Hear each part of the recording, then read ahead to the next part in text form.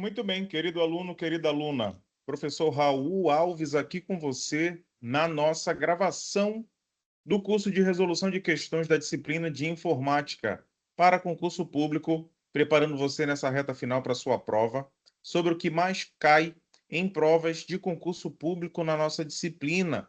E aqui vamos passear por 50 questões dialogadas, conversadas, um verdadeiro bate-papo, tentando ajudar você com um pouco do nosso conhecimento nessa que é uma das maiores disciplinas cobradas em prova de concurso público.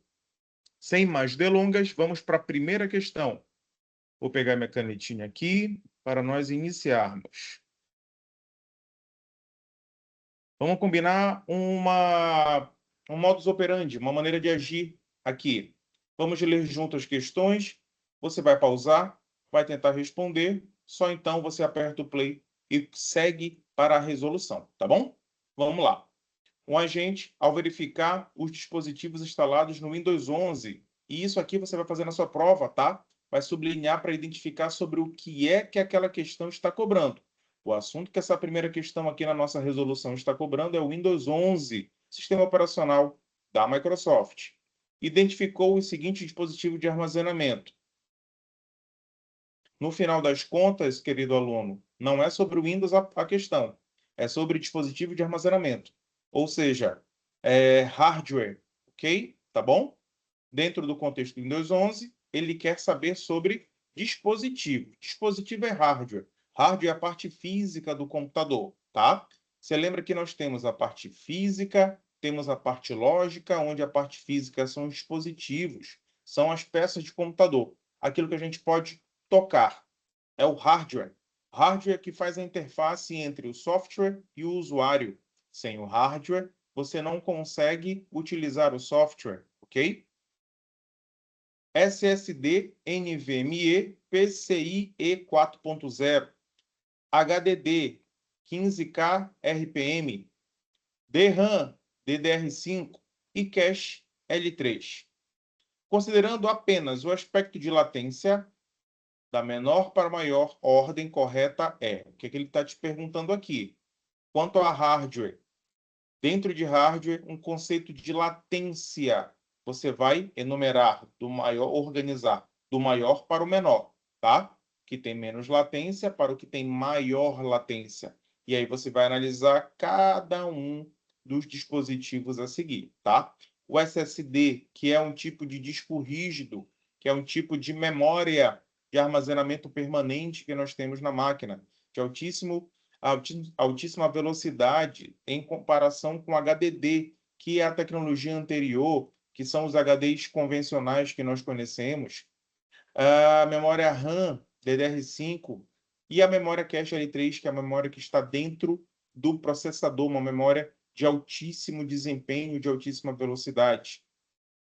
Todo o conhecimento que nós adquirimos nas nossas aulas sobre hardware, especificando cada um desses dispositivos, vai te apontar para o gabarito certo, ok? Que é o que está ali na letra A. Do menor para o maior, nós temos 4, cache, que é a memória que está dentro do processador, muito rápida, tá? O SSD, depois nós temos a memória RAM, e por último o HDD, que é o HD convencional, aquele que nós temos um motor que gira os discos e uma cabeça de leitura que faz a leitura e a gravação dos dados no disco, tá bom? E o comentário é o seguinte, mas afinal de contas, o que é latência, tá? Latência da memória L3 é menor que do SSD, seguida pela DDR5, a memória RAM e, por fim, o HDD mais lento. Latência refere-se ao tempo de acesso dos dados dentro de um componente de hardware, no caso, os 4 componentes que nós estamos analisando. Quanto menor a latência de um componente, mais rapidamente ela fornece as informações solicitadas pelo processador, pela CPU, resultando em um sistema mais rápido e responsivo. A ordem apresentada, que indica que a L3 tem menor tempo de latência, seguida pelo SSD, depois sobre a memória RAM e, por último, HDD, que é o mais lento dentre estes, tá? E aqui a gente tem um quadro, ó, com menor latência, com maior latência, onde nós temos o processador, a CPU, lá no topo, como o que tem menor latência. E dentro do processador, tá? Nós temos aqui a memória cache do processador. Depois memória RAM, depois dispositivos de entrada e saída, no caso o SSD, o HDD e a rede, tá bom? Esse quadrinho aqui ilustra bem o que essa questão está falando, tá? Deixa eu ver o que eu posso mais acrescentar para você aqui. Não esquece, quanto menor for a latência, mais rápido é o trabalho desse hardware, okay? Desse componente, em buscar as informações e apresentar dentro daquele contexto ali. Uma excelente questão, questão recentíssima, questão de alto nível, que com certeza pode aparecer na tua prova, tá bom? Segunda questão, ainda sobre hardware. Dispositivos periféricos são componentes de hardware que se conectam a um computador para adicionar funcionalidades, sendo divididos em dispositivos de entrada, saída e saída, ou seja, realiza as duas funções. São exemplos de cada uma dessas categorias: entrada, saída e saída, respectivamente. Respectivamente é uma palavrinha que quer dizer na ordem, primeiro, segundo, terceiro, ok? Letra A, scanner, monitor e modem, teclado, impressora, microfone, mouse, pendrive, alto-falante, webcam, drive CD-ROM, cartão de memória ou joystick, drive de disquete e vídeo. Pausa, analisa e dá o play para seguir para a correção. Não esquecendo que dispositivo de entrada é aquele que te permite dar uma ordem para o computador, ok? Seguir com uma ordem, uma instrução de fora para dentro da máquina para ser processado. Dispositivo de saída é o inverso. Retorna para o usuário o resultado do processamento que é realizado dentro da máquina. E dispositivo de entrada e saída é um hardware que realiza as duas funções. Te permite entrar com informação na máquina, mas também te permite, pelo mesmo hardware, perceber o resultado do processamento. Ok? Por alguns dos seus sentidos, visão, audição, tá bom? Gabarito correto, obviamente, a letra A. Entrada, scanner. Saída, monitor. E o modem, entrada e saída. Scanner, você pega uma folha de papel que está no mundo real e digitaliza. Ou seja, ela está fora do computador e vai para dentro da máquina digitalizado. Monitor é um hardware que permite que você perceba visualmente o resultado do processamento gráfico de uma máquina, ou seja, a imagem está sendo gerada dentro da máquina e saída através do monitor para que o usuário perceba. E o modem, que é um dispositivo de hardware que a gente nem usa mais hoje em dia, que realizava as conexões com a internet. Modem é a sigla que soma duas palavras, modulação e demodulação, que era o processo de transformar o sinal analógico em digital e digital em analógico. O único hardware que faz as duas funções, entrada e saída. Tá bom? Scanner capta os dados, monitor exibe os dados e o modem envia e recebe dados. E aqui eu trouxe uma imagem para você, onde nós temos dispositivo de entrada, a informação está fora e vai para dentro da máquina para ser processada pelo teclado, pela webcam, pelo scanner, o joystick, mouse, a canetinha que a gente digitaliza, mesa digitalizadora, luvas, scanners de leitor de código de barra, tá? Do outro lado, nós temos dispositivo de saída que te retorna o resultado do processamento. Uma impressora, o fone de ouvido, monitor, caixa de som, plotter, o data show. E no meio, nós temos os dispositivos que fazem as duas funções, tanto entrada quanto saída. Um CD ou DVD, um pendrive. Imagina o pendrive. Com o pendrive, você consegue colocar a informação no computador, transportar a informação de dentro do pendrive, do pendrive para dentro do computador. Mas também você pode fazer o processo inverso. Pegar um arquivo que está dentro da máquina, colocar no pendrive, com esse pendrive você vai para outro equipamento, disponibilizar a informação nele. Então, um único equipamento, pendrive, te permite entrar e sair com informação, tá bom? Telas touchscreen, pessoal, muito usadas hoje nos celulares, caixas eletrônicos, os tablets, ok? pelo mesmo hardware que te permite visualizar o processamento, também é o mesmo hardware que você toca e envia comandos e informações para a máquina através da sua utilização, tá? Tela touchscreen, ok? Poderíamos adicionar também as impressoras multifuncionais, tá? Por que impressora multifuncional? Porque ela te permite escanear, mas também te permite imprimir a informação. Ou seja, a informação vai sair do mundo digital para o real, tá bom? Terceira questão, vamos lá. Onde está armazenado o programa de Bootstrap utilizado durante o processo de booting? Processo de booting, que é o processo de inicialização da tua máquina. Quando você liga ela, ocorre o booting, ok? Onde está armazenado o Bootstrap? Na memória principal, no disco rígido, na memória ROM, na memória RAM ou sem opção apresentada. E aí? Letra A, B, C, D ou E? Gabarito letra C, na memória ROM, tá?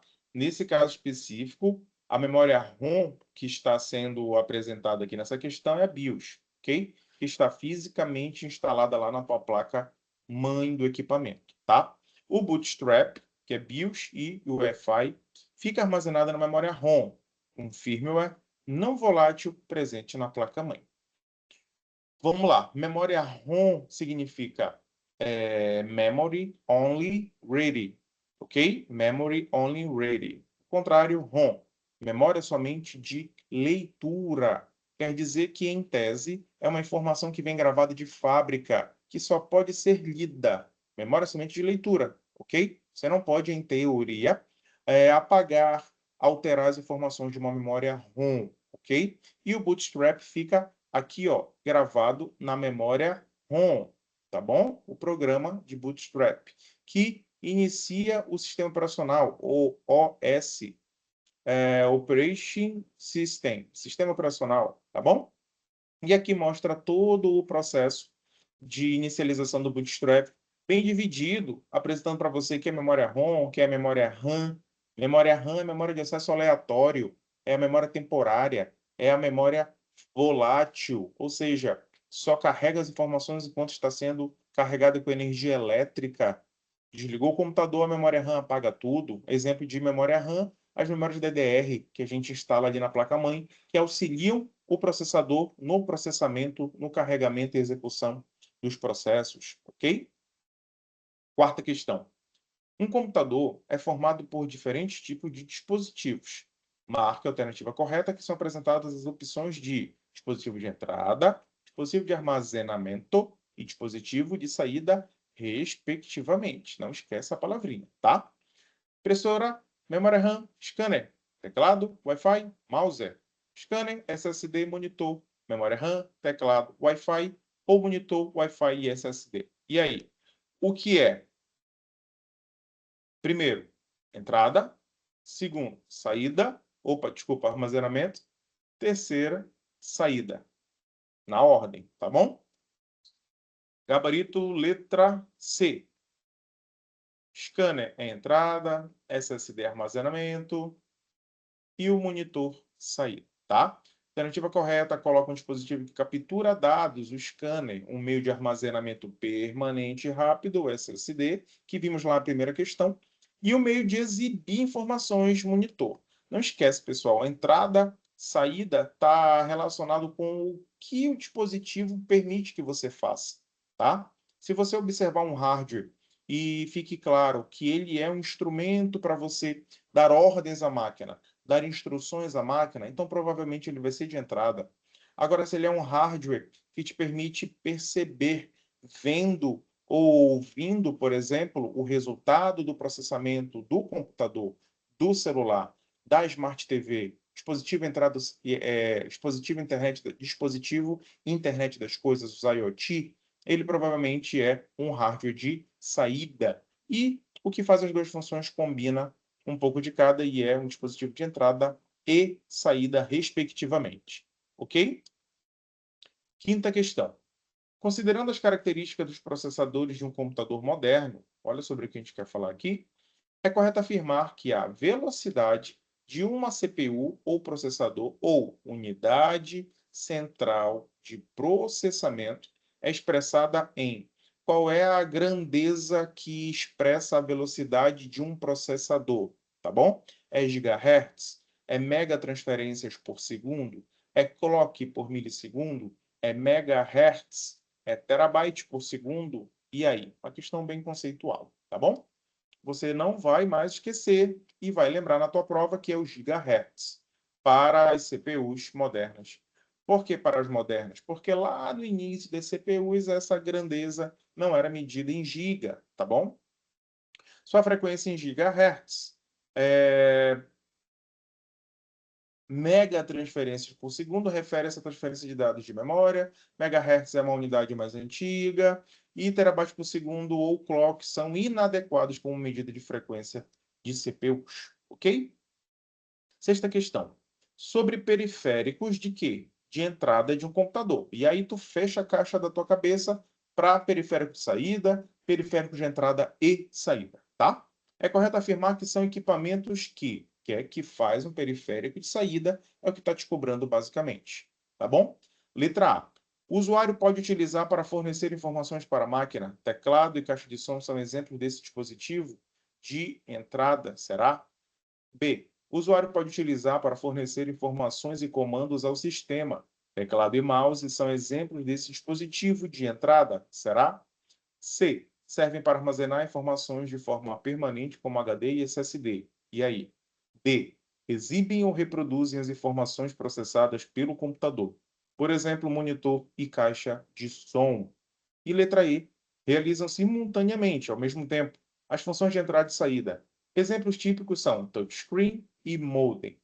Qual dessas alternativas está correta em relação a periféricos de entrada?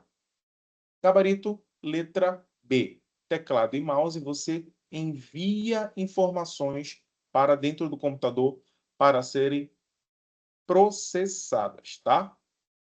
Caixa de som, saída. HD e SSD, como o próprio nome está dizendo aqui, ó, na alternativa, servem para armazenar, e a questão está me cobrando o dispositivo de entrada.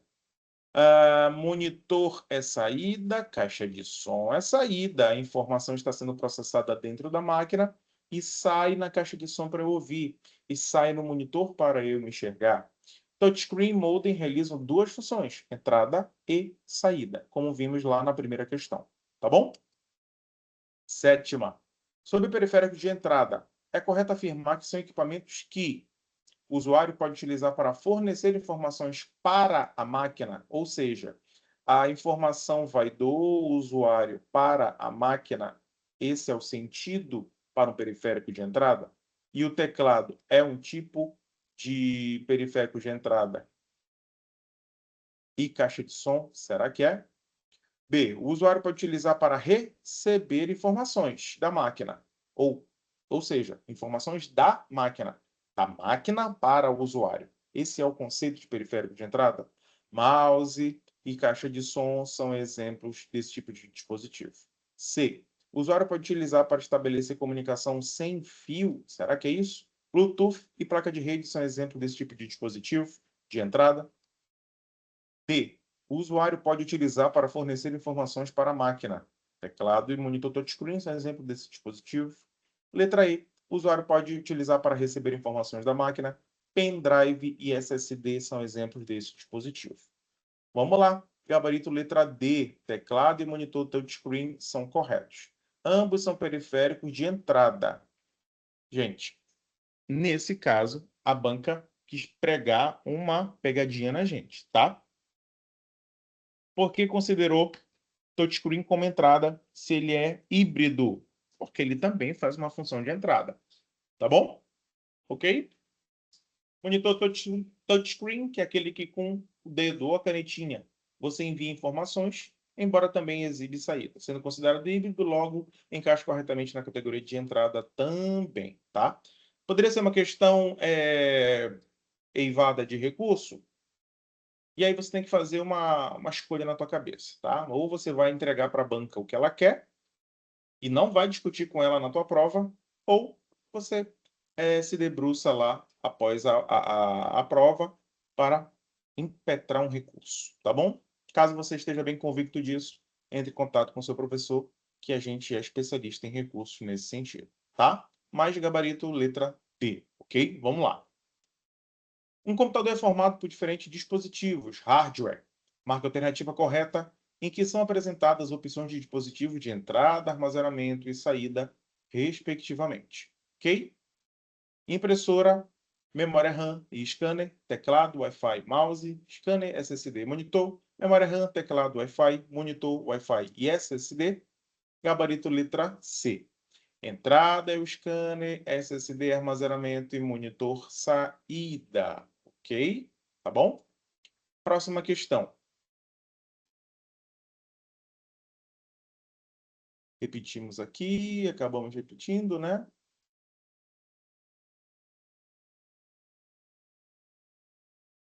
Décima questão, pessoal. Vamos lá. Um dos recursos muito úteis na organização e gerenciamento de arquivos é a compactação de arquivos. Ó, ok? Compactar arquivo. Já saímos da parte de hardware, tá? Não estamos em internet. Já saímos da parte de hardware. Basicamente, hardware é a parte física, dispositivo de entrada, saída e híbridos, tá? E as características do hardware, que vimos bem nas nossas aulas sobre isso. E agora entramos em utilização de softwares, especificamente aplicativos, ferramentas e utilitários, tá bom? Quanto à compactação de arquivos, que é o processo que você tem de, por exemplo, pegar uma pasta que possui vários arquivos dentro dela. Essa pasta está ali com um tamanho de 50 megas, ok? Aquela pasta tem 50 megas. Quando eu compacto, eu utilizo um software para pegar aquela pasta e usar um processo ali de compressão, tornando aquela pasta uma pasta com valor menor. E essa pasta de 50 megas pode cair para 40, 35, a depender do processo de compactação que está sendo utilizado ali. Tá bom? Ok? Isso que é a compactação do arquivo. Ele faz essa compactação sem perder a característica do usuário. Você compacta para, por exemplo, enviar por e-mail. Lembrando que e-mail tem, por padrão, uma limitação para o tamanho do arquivo que você consegue anexar, tá? Que são lá 25 megas, por exemplo. Então, se você tem um arquivo que é maior que 25 megas, em tese, ele não vai ser compactado, ele não consegue ser anexado no e-mail por limitação da tecnologia. Mas quando você compacta e ele fica ali até no limite dos 25 megas, você consegue sim anexar, envia por e-mail, quem recebe baixa o teu arquivo, faz o download daquele arquivo, utiliza o processo para descompactar e revelar a pasta no tamanho original, sem que os arquivos dentro dela percam qualidade e suas características ou sejam alterados de qualquer maneira, tá? Vai só compactar e no destino vai descompactar, tá bom? Isso que é compactação de arquivo. A qual permite reduzir o tamanho dos dados do arquivo, ocupando menos espaço de armazenamento. As alternativas abaixo apresentam extensões de arquivos compactados, exceto uma. Atenção para essas palavrinhas no comando das questões, ok? Zip é exemplo de arquivo compactado? RAR, DocZ, GZ e o CAB, qual não é um exemplo de arquivo compactado? É isso que a questão está cobrando, ok? Vamos lá? É o que está na alternativa C. DocZ não é um formato de arquivo compactado, ok? DocZ não é reconhecido como formato de arquivo compactado, as extensões comuns e, consequentemente, mais cobradas em provas. Para arquivos compactados incluem zip, RAR, GZ e CAB, ok? Vamos lá. As extensões são amplamente suportadas em diversos softwares de compressão, ok? 11ª questão. Toda vez que um usuário liga um computador, dois sistemas são executados para que o computador possa ser operado. A BIOS, que falamos anteriormente, e em seguida, se tudo ocorrer bem, o sistema operacional. Beleza? Com relação às funções dos dois sistemas, o técnico identificou corretamente que uma das funções, letra A, do sistema operacional é gerenciar os recursos de hardware para que tarefas possam ser executadas. Será que é isso que o SO faz? B. Função da BIOS é gerenciar os acessos aos arquivos armazenados no HD, ou SSD, ou disco rígido. Será que é isso que a BIOS faz? C. Do sistema operacional. É verificar se o hardware, a parte física, está de acordo com a configuração contida na memória CMOS. D. Função da BIOS é garantir a segurança dos dispositivos apresentados no computador. E a letra E do sistema operacional, sua função, é verificar na inicialização o correto funcionamento da memória RAM. E aí, pessoal? Excelente questão, bem conceitual, tá? Um nível bem legal que pode muito bem cair na tua prova. Já respondeu corretamente? Vamos ver o gabarito? Letra A. A função do sistema operacional é gerenciar os recursos de hardware para que as tarefas possam ser executadas, tá bom? O sistema operacional coordena o funcionamento correto de tudo, do hardware, do software, ok? Da integração dos dois, tá? O sistema operacional é como se fosse a consciência da máquina, como se fosse a alma do equipamento, tá bom? Algumas outras funções aí do sistema operacional. O gerenciamento do hardware, como disse na nossa questão, cria interface com o usuário, tá? É quem faz a comunicação do usuário com o hardware, é o SO.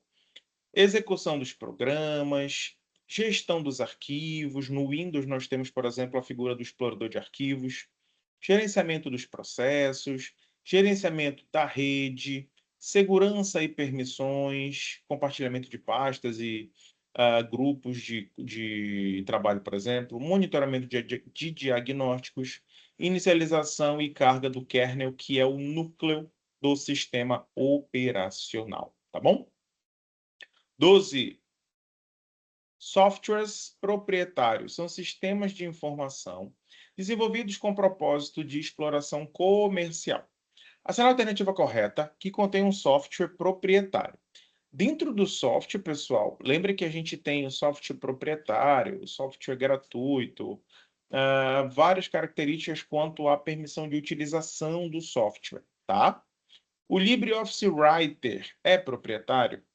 O Microsoft Word é proprietário, o GIMP é proprietário, o VLC é e o Blender. Qual destes é um software proprietário? Não esquece, Microsoft Word. Microsoft Word pertence à Microsoft, tá? Dentro do pacote Microsoft Office Word. E temos outros exemplos de software proprietário, que é aquele que só pode ser alterado, comercializado pelo seu fabricante. No caso do Word, a Microsoft, bem como o Windows, tá bom? O Photoshop pertence à Adobe e as ferramentas da AWS, ferramentas de nuvem, tá bom? Cloud, ok? 13ª questão. Por padrão, as extensões de arquivos conhecidos e ocultos não são exibidas nos nomes de arquivos apresentados no explorador de arquivos ou na área de trabalho do Windows 10.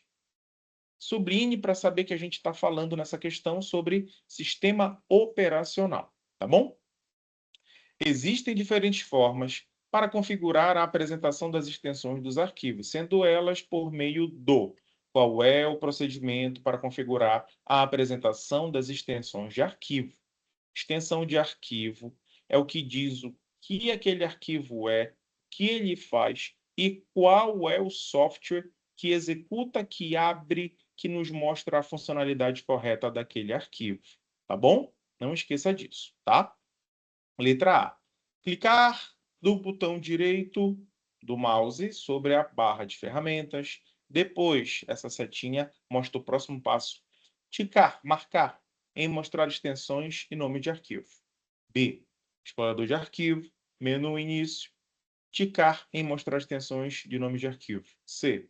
Clicar com o botão direito do mouse na área de trabalho. Na janela que aparece, clicar em exibir. Ticar em mostrar extensões de nomes de arquivos. D. Explorador de arquivo, menu exibir, ticar a opção extensão de nome de arquivo. E. Clicar com o botão direito do mouse na janela do explorador de arquivos. Na janela que aparece, clicar em exibir, ticar e mostrar extensões de nomes de arquivos. Você vai ter que apontar qual é o procedimento correto para realizar a apresentação, para configurar a apresentação de extensões de arquivos, tá? Questões de informática te cobram conceitos de dispositivos, de tecnologias, sim, mas também te cobram muito como se faz, como é que eu faço corretamente tal operação, ok? Que aqui na nossa questão está contido na letra B. Primeiro, vai no explorador de arquivos, menu início, ticar e mostrar extensões, assim como mostra aqui na nossa imagem, ok? Faça na sua casa com o seu computador com Windows 10 instalado, ok? E confira. 14ª questão. No trabalho diário, em um ambiente de Windows 10, é comum a organização de arquivos em pastas, que podem ser criadas em um pendrive, no HD, na área de trabalho ou dentro de outras pastas. Para criar uma pasta rapidamente, no final das contas, o que é que a questão está te cobrando aqui? Primeiro, dentro do Windows 10, na organização de arquivos. Na organização de arquivos, dentro do Windows, a gente tem o explorador de arquivos, o nosso antigo Windows Explorer, tá bom? Dentro do explorador de arquivos do Windows 10, qual é o procedimento para criar rapidamente uma pasta, tá? Letra A. Selecionar o local onde se deseja criar a pasta e pressionar a combinação de teclas ou atalho de teclado. Ctrl mais P de pato ou P de pasta. B. Clicar com o botão esquerdo do mouse no local onde se deseja criar a pasta e selecionar a opção Criar pasta. Letra C. Clicar com o botão direito do mouse no local onde se deseja criar a pasta e depois clicar no menu Arquivo e na opção Nova pasta. Letra D. Clicar com o botão direito do mouse no local onde se deseja criar a pasta e selecionar as opções Novo pasta. Letra E. Clicar com o botão direito do mouse no local onde se deseja criar a pasta e selecionar a opção Nova pasta. Qual é o procedimento para se fazer isso rapidamente? Quer dizer o quê? Que tem duas ou mais maneiras de se fazer isso, umas não tão rápidas quanto as outras, ok? Gabarito letra D. Clicar com o botão direito do mouse onde se deseja criar a pasta e selecionar as opções Novo, depois a opção Pasta. Aqui, ó, botão direito. Nesse caso, ele está criando uma pasta na área de trabalho. Menu de contexto que aparece, tá? Botão novo, dentro do botão novo, botão pasta, no submenu que aparece, ok? 15ª. Um técnico utilizando um computador com sistema operacional Windows 11 em sua configuração padrão. Por que as bancas sempre colocam assim, pessoal? Ou volta e meia aparece isso? Em sua configuração padrão. Refere-se às configurações que vêm de fábrica setadas. Por que padrão também? Porque você pode alterar, tá? A depender da configuração que vem de fábrica, você pode otimizar, personalizar para como ficar melhor para a sua utilização. Deseja configurar um backup automático. Backup automático, pessoal, é a cópia de segurança, tá? De suas pastas de usuário, documentos, imagens, área de trabalho, em sua conta na nuvem da Microsoft, ok? Para realizar essa tarefa por meio da ferramenta moderna de backup do sistema, o caminho correto a ser seguido é. Então, a questão está te cobrando dentro do Windows 11 como se faz um backup para a sua conta do Outlook da Microsoft, tá? Ou melhor dizendo, do OneDrive, que é o drive da nuvem cloud da Microsoft, ok? Qual é o caminho correto? A letra A diz que acessar o painel de controle, selecionar a opção Backup e Restauração e configurar um novo backup para a unidade do OneDrive. B. Abrir o aplicativo Configurações, navegar até a seção Contas, selecionar Backup do Windows e, em seguida, configurar a sincronização de pasta do OneDrive. C. Clicar com o botão direito do mouse no menu Iniciar, selecionar Gerenciador de Tarefas e na guia Inicializar, habilitar o serviço de backup do Microsoft Edge. D. Utilizar o explorador de arquivos para selecionar manualmente as pastas. Clicar com o botão direito e escolher Enviar para e selecionar a opção Unidade de Backup em rede. E. Abrir o prompt de comando, como administrador executar o comando backup /u, /, users, novamente, de OneDrive, que inicia o processo de backup para a nuvem. E aí? Questão recentíssima, com um nível de dificuldade bem legal, tá? Mas você com certeza marcou corretamente. Letra B. Abrir o aplicativo Configurações, navegar até a seção Contas, selecionar Backup do Windows e, em seguida, configurar a sincronização com pasta OneDrive. Pensa o seguinte, tá? As configurações do Windows é onde eu realizo alterações no sistema operacional, instalação e desinstalação de programas e hardwares, onde eu logo com contas de usuário. O Windows, ele está instalado na tua máquina, está instalado localmente, tá? Mas os serviços da nuvem da Microsoft que estão lá no Outlook, onde você tem acesso a tudo que é disponibilizado lá, inclusive ao OneDrive, que é a tua pasta de arquivos na nuvem da Microsoft, te permite subir os arquivos que estão localmente no Windows da tua máquina para essa pasta na nuvem. De modo que, por exemplo, se pegar fogo o teu computador, se ele for roubado, se infectar com um malware e apagar todos os teus arquivos, estarão protegidos em tese lá na nuvem. Por isso que é backup, cópia de segurança. No entanto, você na sua máquina local, no seu Windows, loga, configura a sua conta Microsoft e manda o Windows realizar o backup para essa conta ali no OneDrive. Tá vendo o destaque aqui, ó? Ok? Contas dentro de settings ou configurações, contas, loga com a tua conta que aqui está oculta e manda ele realizar a sincronização com o OneDrive. Ok? Ficou claro? Próxima questão. 16ª. No Windows 11, para facilitar o acesso, pastas podem ser fixadas no acesso rápido do explorador de arquivos. Clicando-se, qual é o procedimento para fixar pastas no acesso rápido lá no explorador de arquivos? Qual é o procedimento para isso? Letra A. Com o botão direito do mouse sobre o nome da pasta, selecionando Criar atalho e selecionando Acesso rápido. Letra B. No menu de opções, na opção Pasta, em seguida em Fixar no acesso rápido. No menu Arquivo e na opção Fixar no acesso rápido.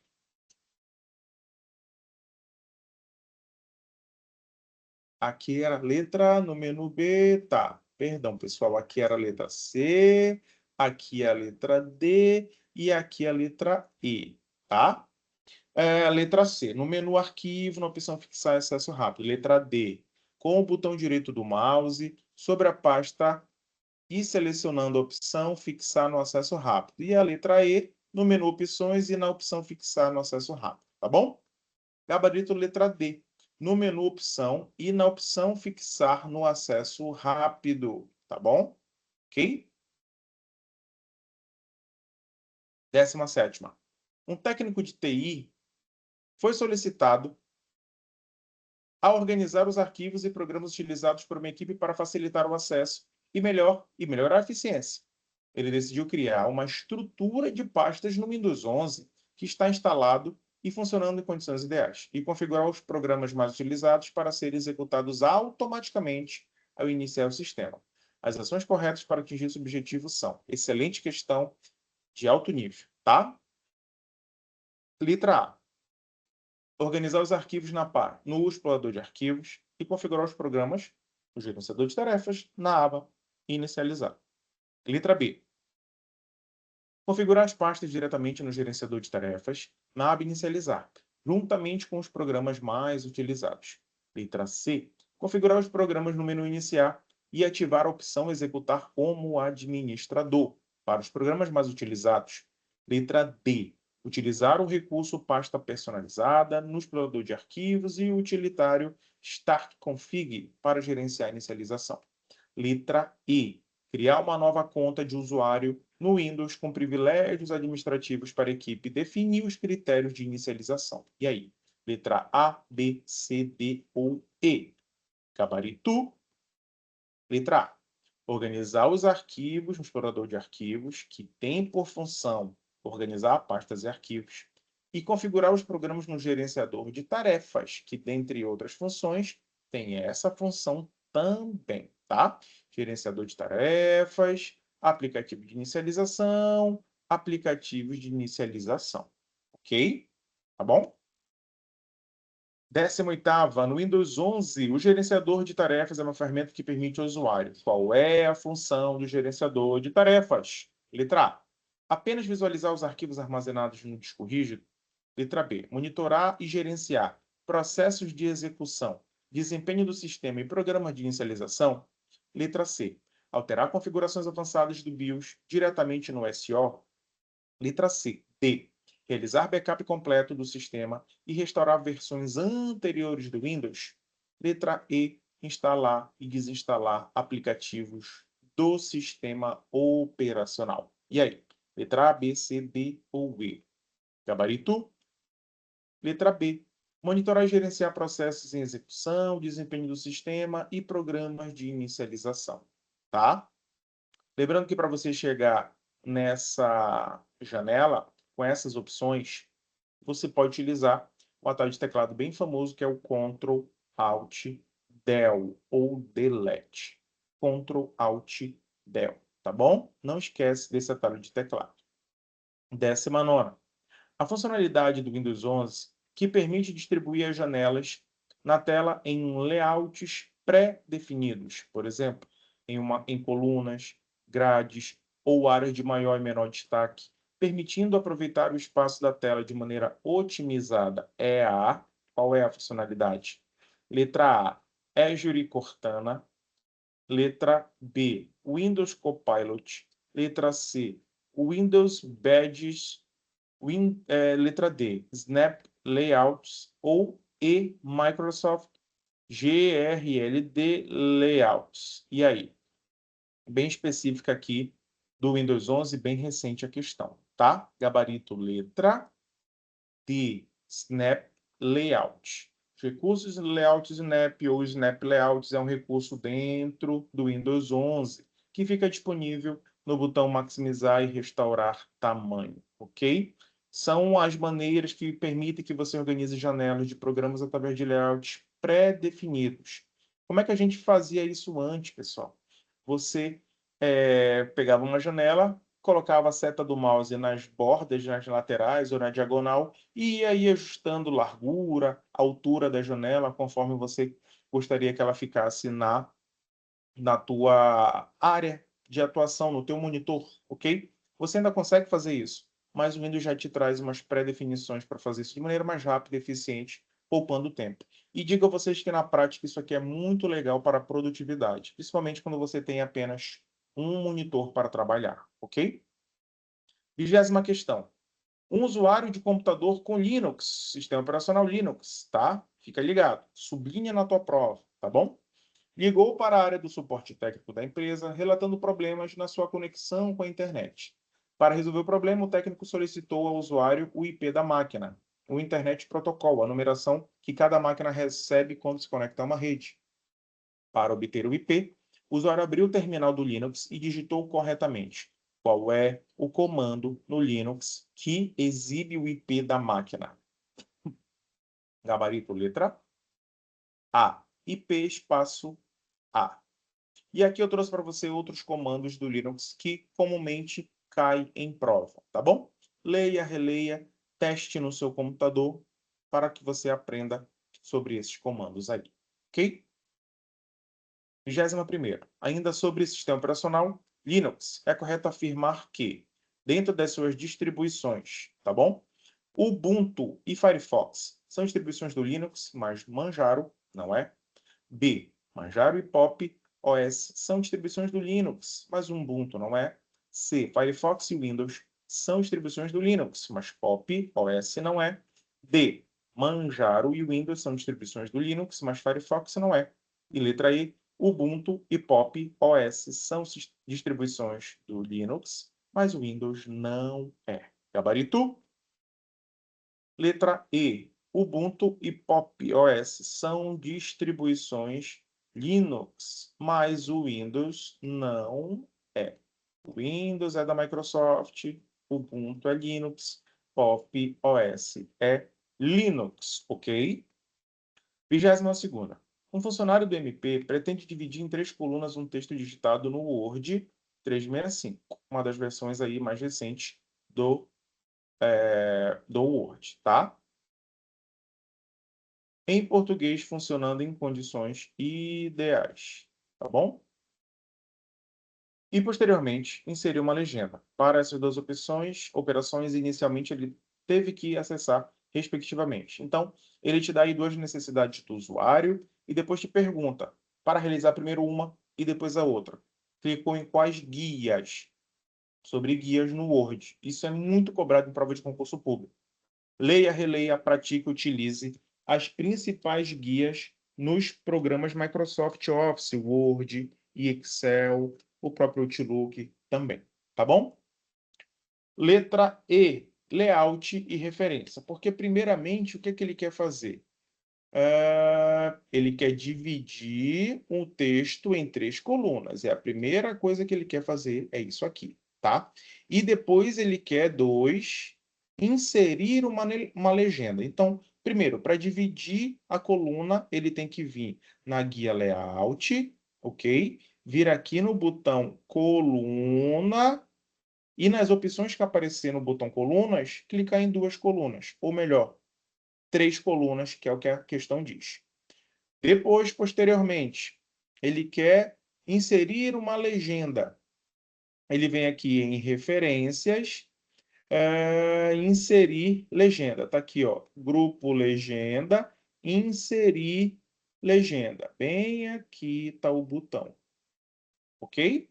Primeiro um procedimento, depois o outro. Lembre-se que as guias dos programas Microsoft, Word no caso, são organizadas em guias, grupos de ferramentas e botões ou ferramentas, tá? Ó, a guia, layout, o grupo, configuração de páginas e o botão colunas. A guia, referência, o grupo, legenda e o botão inserir legenda. Grupo, guia, grupo, botão ou ferramenta, tá bom? 23ª. Em processadores de texto modernos, as funcionalidades que demonstram o uso da IA e automação são. O que ele está dizendo aqui, essa questão é recentíssima, tá? Essa questão muito cobrada atualmente em prova de concurso público. Fica ligada, perfeita, quentinha para você, tá bom? Letra A. Desenvolvimento de planilhas interativas com a automação de cálculos financeiros. Letra B. Execução de linguagens de programação para análise de algoritmos avançados. Letra C. Análise de grandes volumes de dados para gerar relatórios visuais automatizados. Letra D. Criação de gráficos estatísticos com base em fórmulas matemáticas complexas. Letra E. Correção gramatical e sugestão de palavras com base no contexto do texto escrito. Tá bom? O que ele está te afirmando aí? Que os processadores de texto modernos, como o Word, por exemplo, têm funcionalidade de IA embutido, ok? Dentro desse contexto, qual delas é a correta? Tá?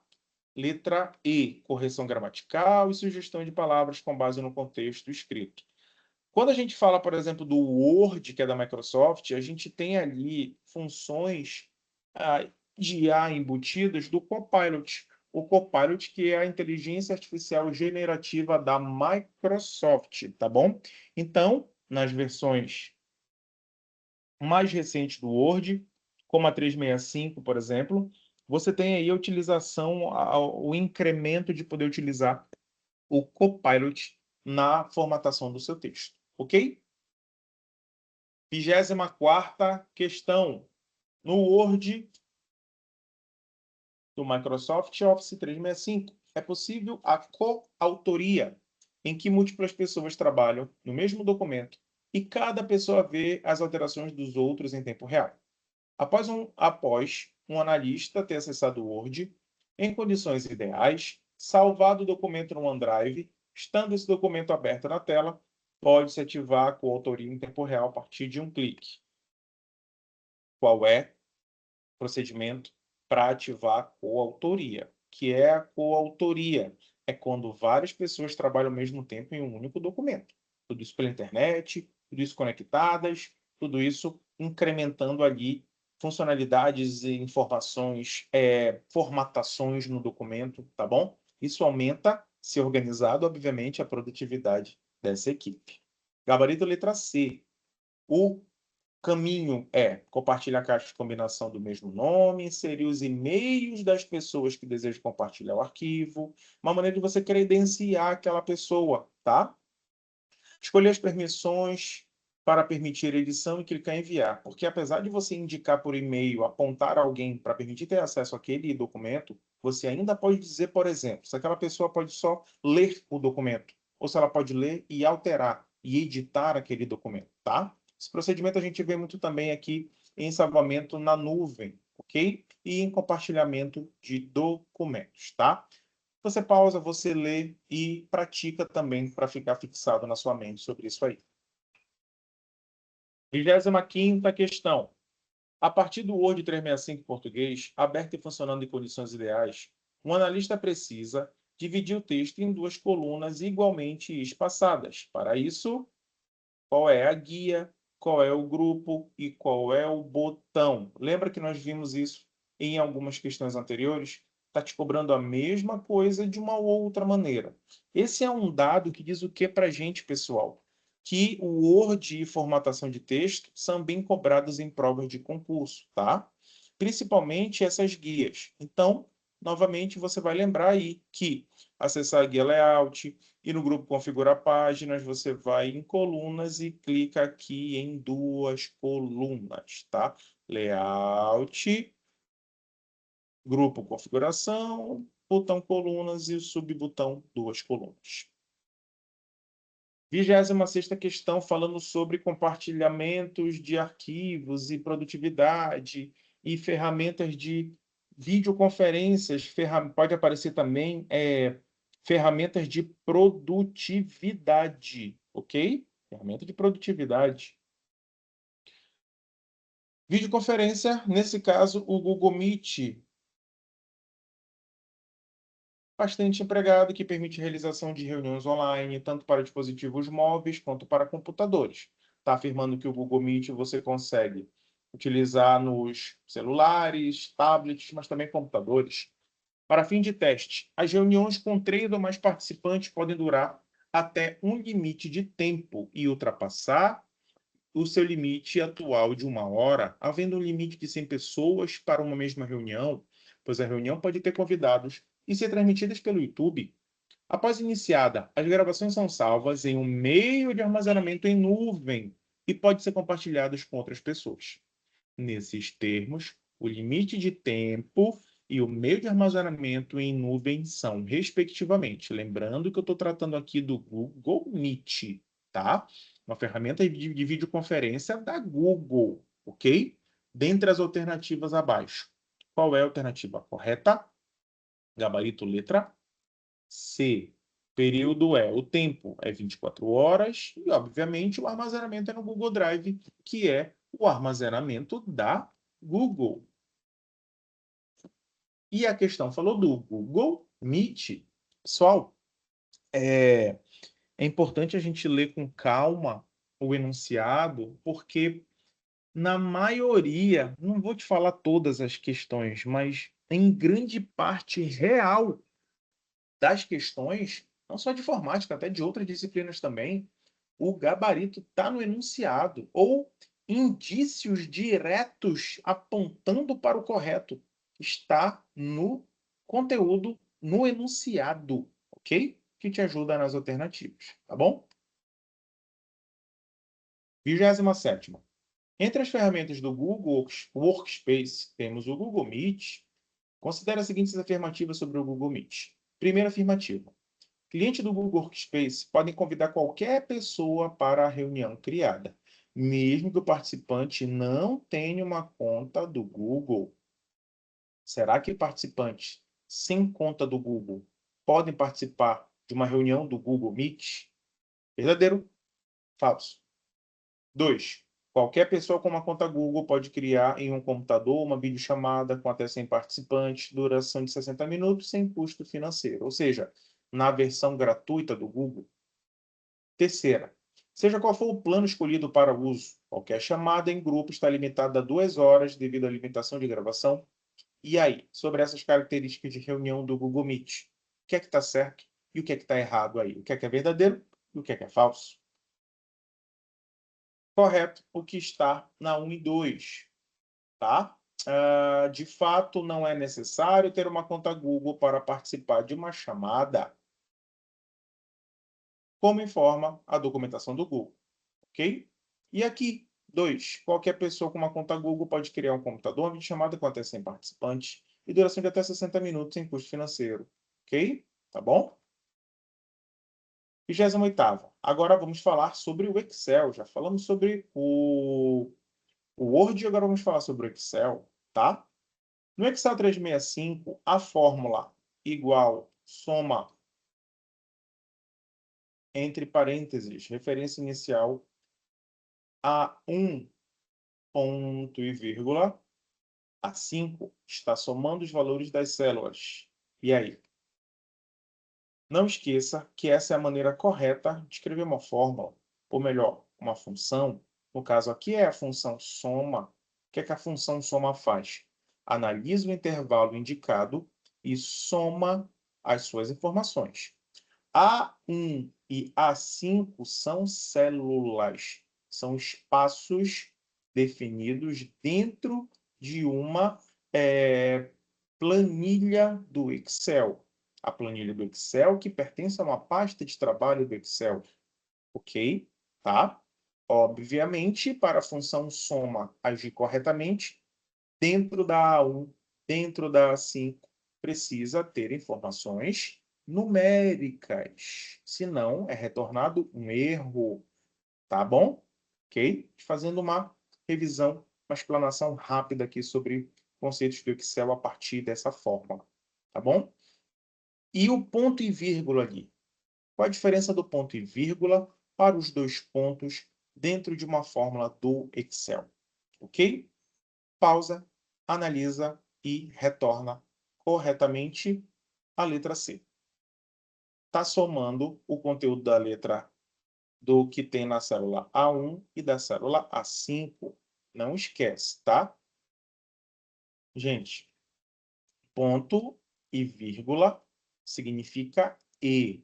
Então, você está dizendo para o Excel o seguinte: Excel, soma o que tem dentro de A1 e o que tem dentro de E5, tá?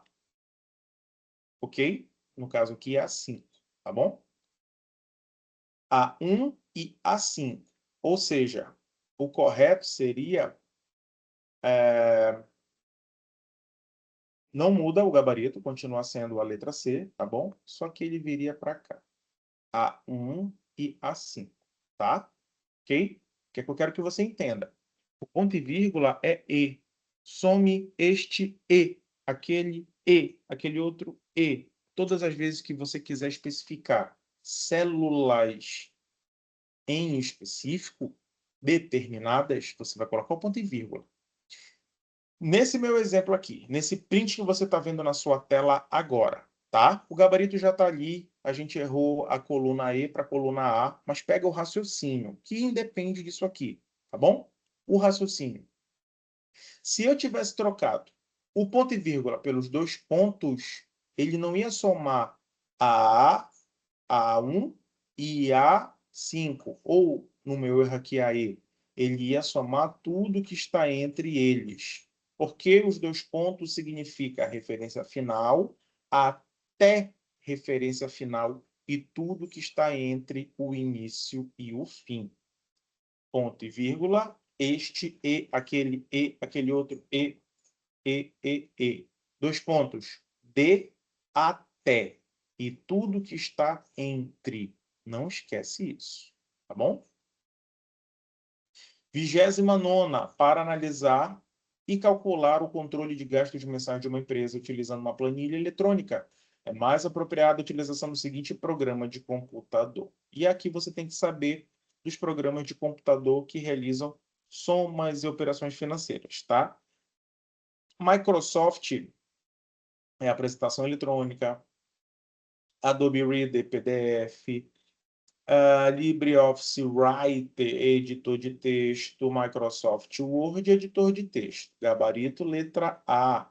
LibreOffice Calc, que é o concorrente do Excel. Se na Microsoft a gente tem o Microsoft Office Excel, na LibreOffice nós temos o Calc, que é a nossa planilhas eletrônicas, ok? Fica atento a isso aí. 30ª, considerando fragmento de tabela do Excel, utilização da fórmula índice igual, índice, abre parênteses, fecha parênteses, e entre eles, A1, 2 pontos, B3, ponto e vírgula, 2, ponto e vírgula, 2. Você vai ter que saber ler e interpretar isso aí, tá? Ok? Qual é o resultado desta fórmula que está aí? Vamos lá? Gabarito letra B. Por quê? Vamos lá. O que é que o índice vai fazer, tá? O que é que o índice vai fazer? Dentro de A1 e B3, ele vai pegar esse intervalo todo aqui, ó. Vai ser a matriz, vai ser a área que ele vai analisar, ok? De A1 até B3. Isso está informado bem aqui, ó.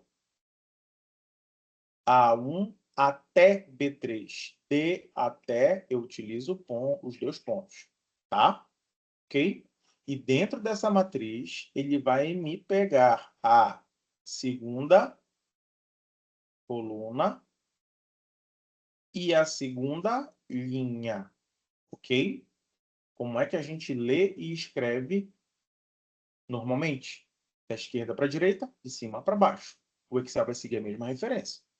Então, o que é o 1 e 2? Qual é a referência aqui para ele determinar o que é 2, 2? A leitura de cima para baixo, baixo para cima, direita, esquerda, direita? É da esquerda para a direita, de cima para baixo.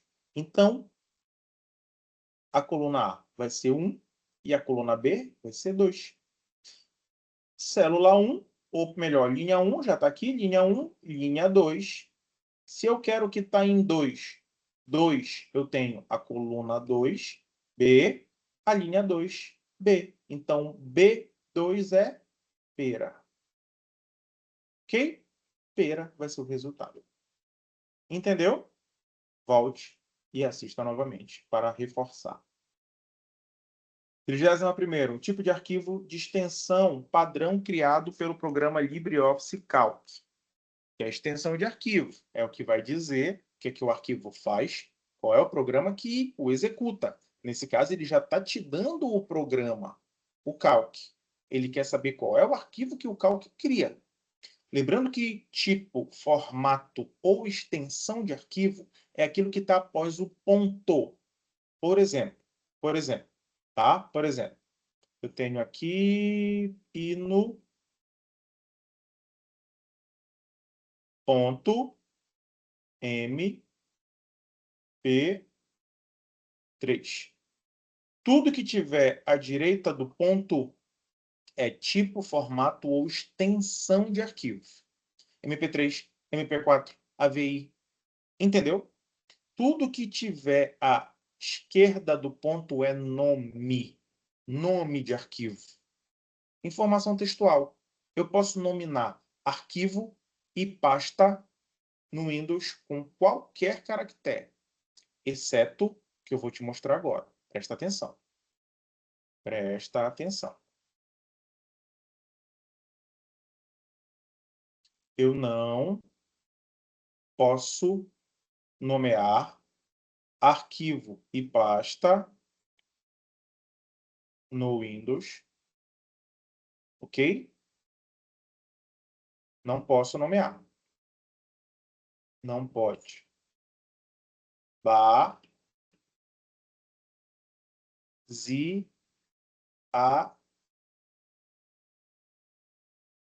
Vou pegar uma parte maior, tá?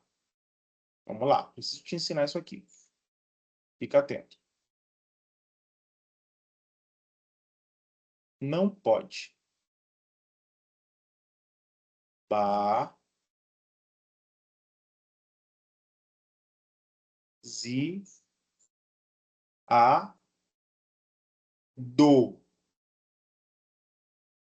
Não posso nomear pasta e arquivo no Windows com barra.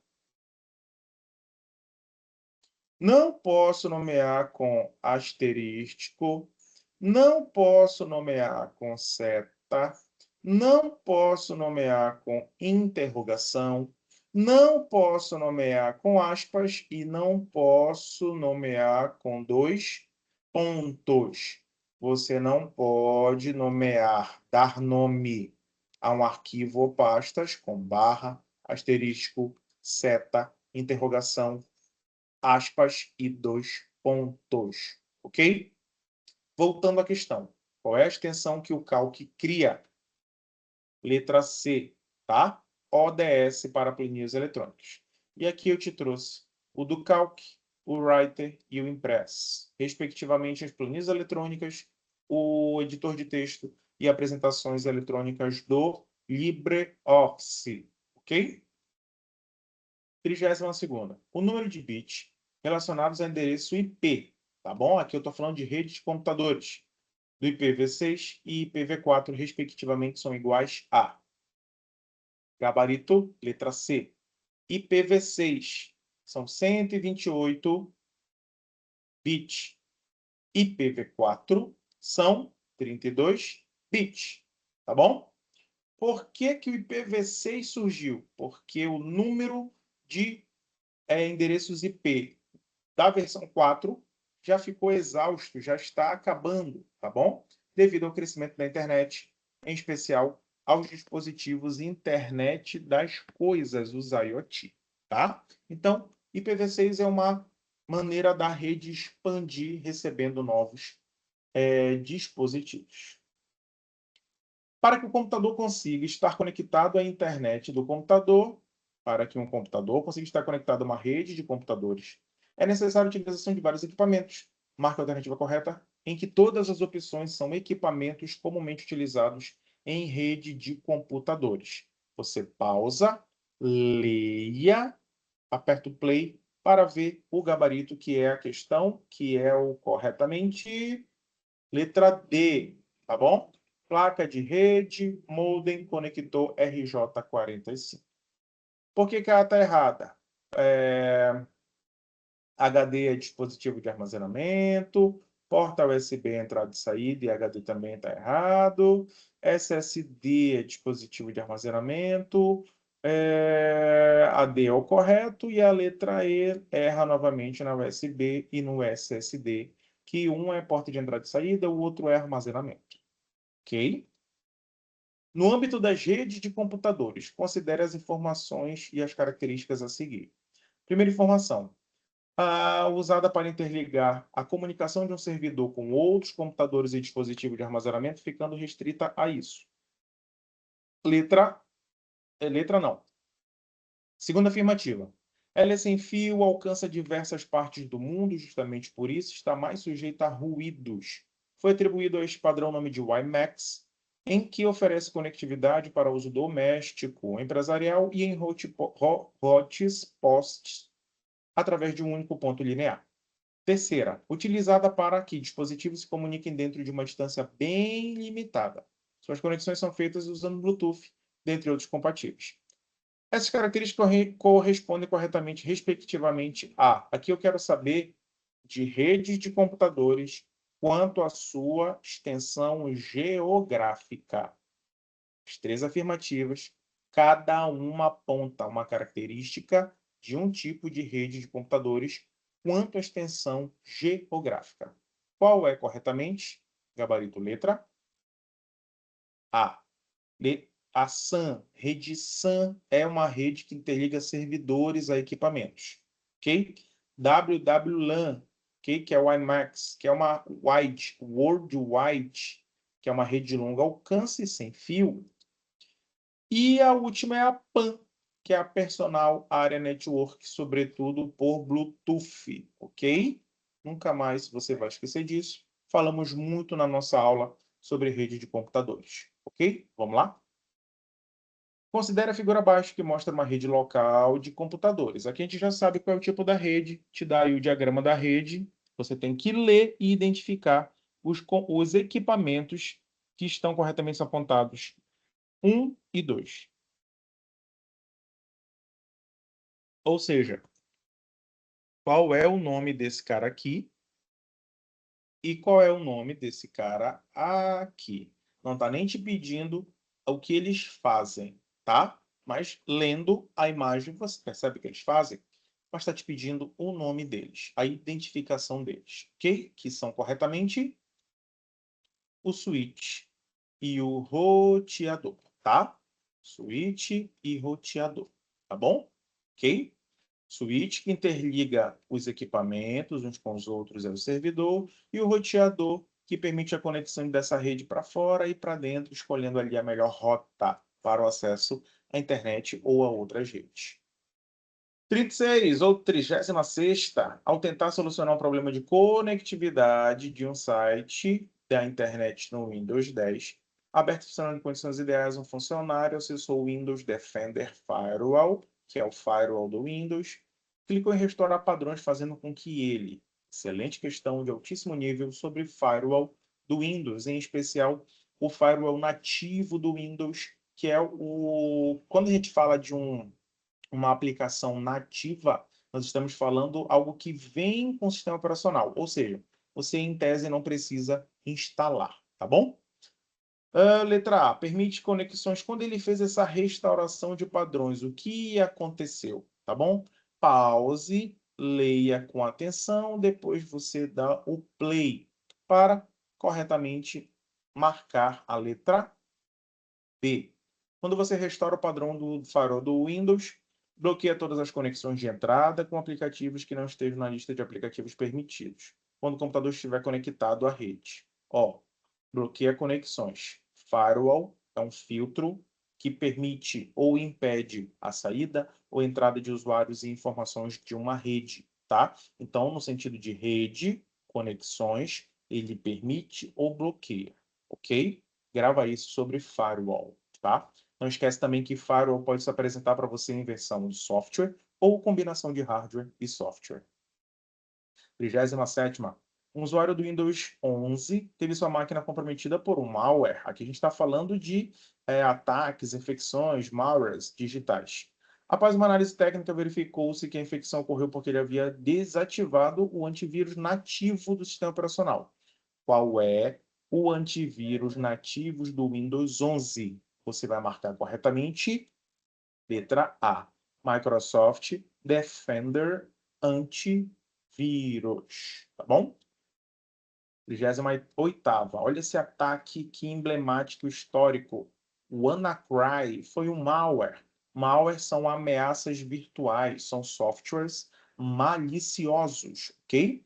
Que infectou centenas de milhares de computadores em mais de 150 países, incluindo redes hospitalares, empresas de telecomunicação e transporte, causando prejuízos de bilhões de dólares. Ele se propagava automaticamente de um computador para outro sem a necessidade de interação do usuário, e criptografava os arquivos e vítimas, exigindo resgate Bitcoin para liberar danos. Essas características permitem concluir corretamente que o WannaCry é um. Quais características? A propagação automática, sem precisar que o usuário execute algo, ok? Qual outra característica? Criptografa os arquivos de uma maneira que o usuário não consiga executar e abrir o arquivo ou pasta, ok? Exige resgate, ou seja, ele sequestra os arquivos, e esse resgate tem que ser pago pelo usuário em Bitcoin, senão o arquivo é apagado em 24 horas. Essas características dão a entender que o WannaCry é um tipo de worm, verme e ransomware. O worm se replica automaticamente, não precisa que o usuário ative ele, tá? E ransomware, sequestro, sequestra as informações e exige um resgate para liberá-las. Aqui a gente tem um esquema de como funciona um ransomware, tá? Temos aqui o atacante, o hacker, ok? Infecta o computador do usuário, criptografa as informações e permite e exige aí um resgate em Bitcoin para desbloquear as informações. 39ª. Em um ambiente de um tribunal, são adotadas diversas práticas de segurança cibernética para proteger o sistema de informações contra ameaças digitais, tá? Neste sentido, ok? Letra A.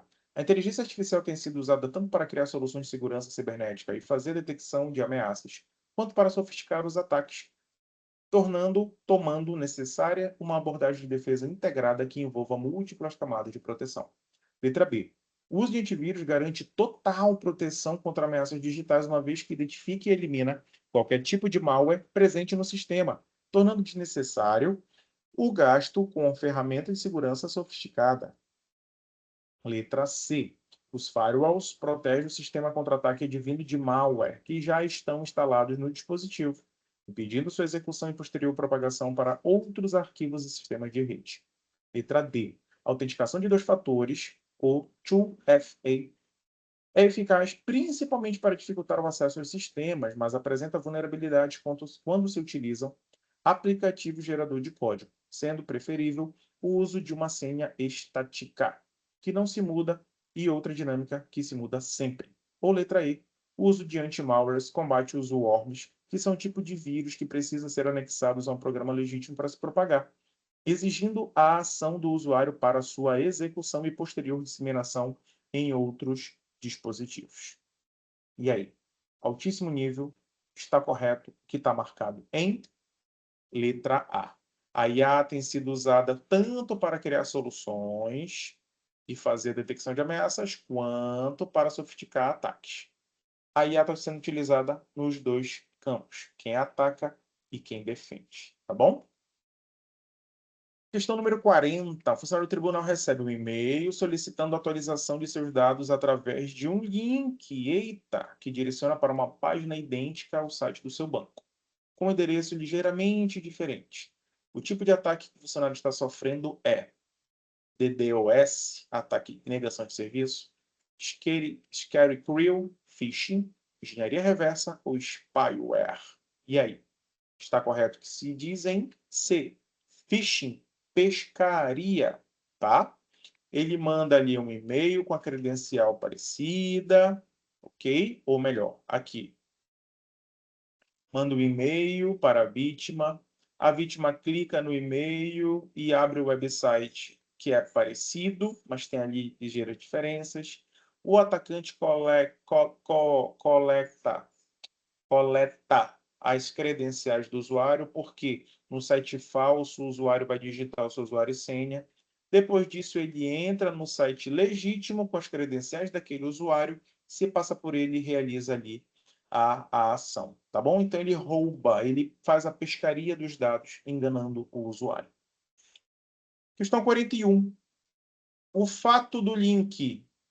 E aí escreve todo o teu link e pergunta. O fato dele iniciar com HTTPS significa que esse site é acessível apenas por meio de navegadores específicos como Google Chrome, Firefox ou Microsoft Edge. Será que isso tem a ver com o navegador? Letra B. Utiliza uma forma básica de segurança digital baseada em troca de tokens e autenticação A1 e S1. C. Está configurado para redirecionar todo o tráfego para um servidor seguro que possui um Web Application Firewall. D. Exibe a autenticação de dois fatores para acesso em um protocolo de segurança avançado instalado. Ou letra E. Usa Security Socket Layer para criptografar o tráfego entre o usuário, o computador do usuário e o servidor onde está o website hospedado. E aí, pessoal? A, B, C, D ou E? Excelente questão, tá? Gabarito letra E. Utiliza o SSL para criptografar o tráfego entre o computador do usuário e o servidor onde está hospedado. O que é que o SSL faz? Pega ali o HTTP, que é o protocolo padrão, protocolo, hipertexto, transferência, ok? E soma-se o SSL, transformando ele em HTTPS, onde o S tem a ver com segurança, tá? 42. Um analista, por medida de segurança, aconselhou os demais usuários do seu setor a utilizar um modo de navegação anônimo do Google Chrome, alegando que, em condições ideais, esse modo de navegação, que é que o modo de navegação anônimo do Google Chrome faz, permite ao usuário. Impede a ação de keyloggers e outros softwares que capturam dados sensíveis. B. Impede que websites, provedores de internet e redes sociais visualizem suas atividades. C. Não salva o histórico de navegação, cookies e dados de sites, além de informações inseridas em formulários. D. Remove os arquivos baixados do sistema quando o navegador é encerrado. E. Garante proteção contra vírus e worms durante a navegação da internet, o que é que o modo de navegação anônima do Google Chrome faz. Está correto o que está na letra C.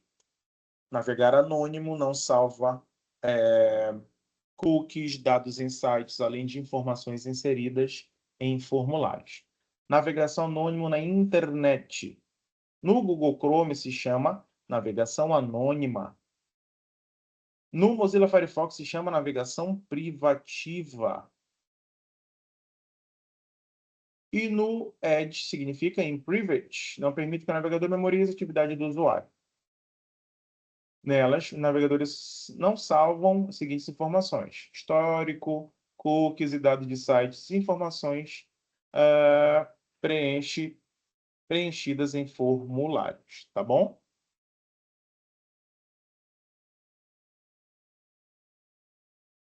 Isso cai muito em prova de concurso, tá, pessoal? Isso cai muito em prova de concurso. Mas, apesar das informações não ficarem salvas no teu navegador, ou seja, no teu computador, não quer dizer que elas não fiquem salvas lá no provedor de acesso à internet, e também no site que está recebendo aquele contato, aquele acesso.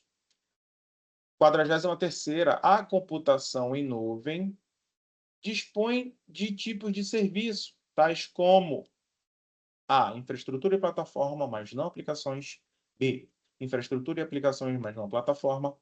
C, infraestrutura, mas não plataforma e nem aplicações. Letra D, plataforma, mas não infraestrutura e nem aplicações. E letra E, infraestrutura, plataforma e aplicações. Afinal de contas, o que é que a computação em nuvem faz? A gente sabe que ela armazena dados, você faz backup para a nuvem, mas será que é só isso? Está correto o que está descrito na letra E. Ela possui infraestrutura, plataforma e aplicações também, ok? Infraestrutura, onde você consegue armazenar, você consegue criar máquinas virtuais, redes virtuais. Plataforma, onde você consegue armazenar objetos, motor de execução, por exemplo, rodar aplicações, ok? Bancos de dados. E aplicação? Você tem monitoramento, conteúdo, colaboração, comunicação, finanças, ok? Você faz hoje muita coisa na nuvem, não esqueça disso. 44ª. Na Secretaria de Educação de um Estado, os servidores são orientados a utilizar ferramentas de colaboração online. E aí você já saca o que a questão está te falando, tá bom? Para otimizar projetos, o trabalho em equipe de gestão de projetos. Um dos principais aplicativos recomendados é o Google Drive, devido às suas funcionalidades e compartilhamento e edição simultânea de arquivos. Descreva corretamente uma das funcionalidades do Google Drive. E aí? Letra A. Requer a instalação de um software específico para cada tipo de documento a ser editado online. B. Permite a edição simultânea de documentos apenas quando todos os colaboradores estão na mesma rede local. C. Possui suporte para comentário em documentos compartilhados na opção Share. D.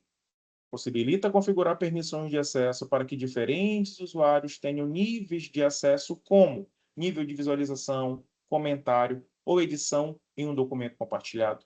Ou letra E, os documentos compartilhados podem ser acessados por dispositivos móveis em link mobile OnStar. Gabarito letra D, possibilita a configuração de acesso para que diferentes usuários tenham nível de acesso, como somente visualizar, comentário ou edição de um documento compartilhado, tá? Questão 45. Um sistema de autenticação de 2 fatores, ou 2FA, tem por objetivo principal A. Reduzir os custos com segurança. B. Eliminar a necessidade de senha. C. Aumentar a velocidade de acesso ao sistema. D. Fortalecer a segurança e evitar acessos não autorizados. Ou letra E. Simplificar o processo de login. Tá bom? O duplo fator de autenticação é aquele onde você digita usuário e senha no teu Gmail, por exemplo, que envia para o teu celular uma chave de verificação.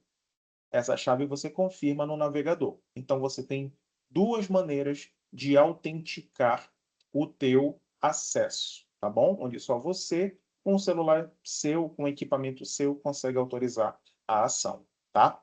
Pode aparecer também, pessoal, isso em MFA. 2FA, duplo fator de autenticação. MFA é múltiplo fator de autenticação, tá bom? Questão 46. Relacione a coluna 1 à coluna 2, relacionado a redes sociais, tá bom? E as suas características. É sobre isso que ele está perguntando sobre rede social. Característica da rede social. Coluna nós temos Facebook, LinkedIn, Twitter e o Instagram. Twitter, que hoje é o X, tá? Coluna 2, as características. Vamos lá? A maior rede social com foco profissional, em que os usuários podem publicar informações relacionadas ao mercado de trabalho, oportunidade de emprego, divulgação de serviços e, principalmente, rede de relacionamento, network de trabalho. Não é o Facebook, não é o Twitter, não é o Instagram, é o LinkedIn, é uma rede de relacionamento profissional. 2. Próxima, rede social mais utilizada no Brasil, inclusive por empresas que aproveitam para realizar estratégias de publicidade e marketing devido ao grande alcance dos usuários que a rede apresenta. Ixi, e agora? Será que ele está falando do Facebook ou do Instagram? Não vou marcar. Estou na dúvida. Terceira, tornando-se cada vez mais popular no Brasil por apresentar diferentes recursos que permitem interação e diversão aos usuários. Também não consigo identificar aqui. Se você identificou aí, marca, por favor. Uma rede social inovadora com microblog que popularizou por permitir publicações com limite de até 280 caracteres, ou seja, texto, tá? Microblog, texto, com surgimento de outras redes e formatos de interação que perdeu muitos usuários. Aqui, que sem dúvida é o X, então eu marco a 3. E agora, pessoal, estou diante de um problema. Tenho certeza onde está o LinkedIn, onde está o Twitter, mas as outras eu não sei. E agora? Vou chutar? Perdi a questão? Não. Se você bem observar, eu já acertei a questão, tá? Porque se eu tenho certeza que a primeira coluna, que a primeira informação da segunda coluna refere-se ao LinkedIn, ou seja, que começa com 2 é o correto. E a única que começa com 2 é a letra D, tá bom? É a letra D. E se você observar, a letra D também termina com um 3. Fazer prova de concurso público exige de você o conhecimento? Exige, mas também exige que você aprenda as manhas para acertar corretamente a questão. Nem sempre você vai precisar saber de tudo da questão para gabaritá-la, ok? Uma ou outra informação te ajuda a acertar. Você não vai dar aula para a banca. Você só tem que acertar a questão, tá bom? Nos últimos anos, as redes sociais se tornaram a parte integral da comunicação pessoal e corporativa. Elas oferecem uma plataforma para a troca de informações, ideias e construção de comunidades virtuais. As empresas utilizam redes sociais para marketing, atendimento ao cliente e recrutamento, enquanto os indivíduos as usam para conectar-se com amigos e familiares, bem como para obter informações. No entanto, o uso eficaz das redes sociais requer um entendimento profundo de suas funcionalidades, suas limitações e o impacto potencial do seu uso. Considerando a gestão de redes sociais em um contexto corporativo, assinale a alternativa que representa a melhor prática para aumentar o engajamento e a presença online da sua empresa. Leia com atenção, marque a alternativa correta, que é a letra B. Interagir regularmente com os seguidores através de postagem, resposta e comentários em mensagens diretas, além de monitorar métricas de engajamento para ajustar a estratégia conforme a necessidade. O que é que a letra A está errada? Utilizar bots para gerar automaticamente postagens frequentes, mantendo a página sempre ativa sem necessidade de monitoramento urbano. Gente, se eu estou falando aqui que eu quero aumentar o engajamento de quem? Dos seguidores, dos usuários para aquela rede social, daquela corporação, para aumentar sua presença online. Será que o usuário vai gostar tanto de interagir com um bot na maioria das vezes? Ou esse atendimento humanizado seria melhor, né? Então, errado aqui nesse sentido. Você pode apontar outros também. B. Publicar conteúdo de alta qualidade esporadicamente. Não, esporadicamente não, pessoal. Para manter presença online, para aumentar o engajamento, você tem que estar ali alimentando a rede social dos seus usuários com conteúdo frequente, tá? Letra C. Focar exclusivamente em uma única plataforma. Também não. Todas as plataformas possuem usuários específicos, engajamento específico e conteúdo específico, tá bom? Questão 48. Um professor deseja criar conteúdos personalizados para os seus alunos usando IA generativa, muito cobrado em prova de concurso público hoje em dia. Nesse caso, qual a opção de IA generativa de código aberto? IA generativo de código aberto, tá? Corretamente é a letra C, Llama 3, ok? Copilot é da Microsoft, então é código fechado. Código fechado, ChatGPT é da OpenAI, código fechado. Llama 3 é a IA do grupo Meta, tá bom? Apontado como código-fonte aberto, código aberto, quer dizer que você pode ver esse código, implementar funcionalidades nele, criar derivações a partir desse código, tá? 49ª, na planilha eletrônica do pacote LibreOffice, que é o Calc, ok? Planilha eletrônica do LibreOffice, nós temos o Calc. Coordenadas de linha e coluna, sobre essas coordenadas é correto afirmar linha e coluna. Coluna é o que está na vertical, linha é o que está na horizontal. E corretamente é o que? Linha é numérica, coluna é alfabética. Coluna. O que eu fiz aqui, meu Deus? Coluna, letra.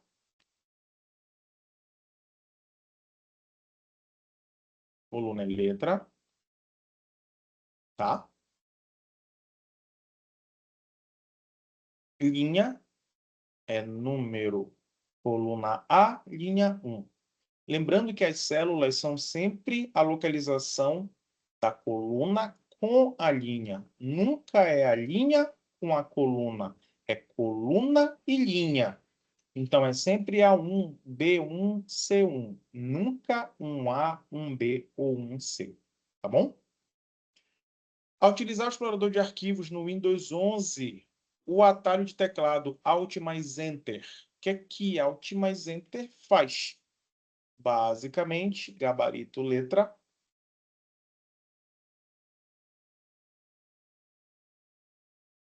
A. Mostra a propriedade do item selecionado. Ok? Querido aluno, querida aluna, resolvemos 50 questões sobre todos os assuntos cobrados em noções de informática para preparar você para a sua prova, ok? Aqui nós temos aí o Windows, que é, sem dúvida, um dos assuntos, se não o assunto mais cobrado, que com certeza vai aparecer na tua prova. Atalho de teclado e o Windows é muito cobrado, tá bom? Leia, releia, pratique e guarde essa informação, ok? Concurso até a posse, não pare de fazer prova até você alcançar a sua posse. E qualquer dúvida, entra em contato comigo pelo WhatsApp. Foi um prazer ter você aqui na resolução de 50 questões de noções de informática para concurso público, ok? Até a próxima, te espero. Raul Alves com você na voz.